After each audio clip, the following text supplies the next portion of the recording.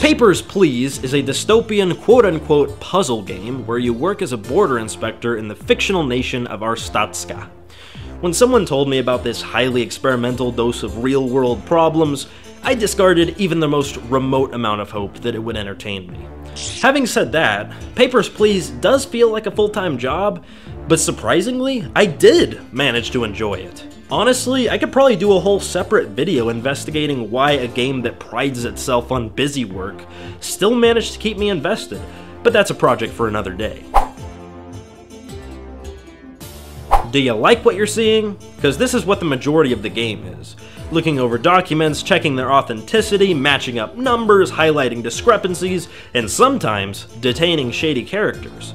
I wasn't lying, it seriously plays like a real-life job. At the end of the day, you're paid based on how many documents you look over, and you can allocate money towards various home expenses. The goal is to make sure your family isn't starving, cold, or sick. Looking over the various documents is pretty straightforward, but becomes stressful as the game progresses. Each new day introduces increasingly more complicated rules and procedures that take a toll on the player's efficiency. Personally, I found the challenge surprisingly engaging and rewarding despite how futile it was. Eventually, the game is fleshed out even more so by introducing a secret organization which attempts to make contact with you through cryptic messages.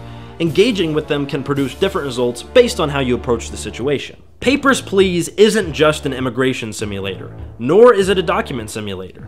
The dystopian world of Arstatska is backed by both visual and audio theming that immerses you in the role. The soundtrack is a deep and brassy collection of gems which might as well have been pulled from the Soviet Union.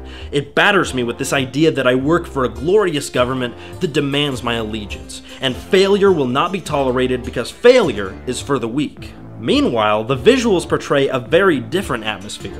They convince me that no one can be trusted and the world is an awful place filled with gray and gloomy faces. No one is happy and nothing is well. Papers, Please is a stressful game. It's also overbearing, bewildering, and in some cases annoying.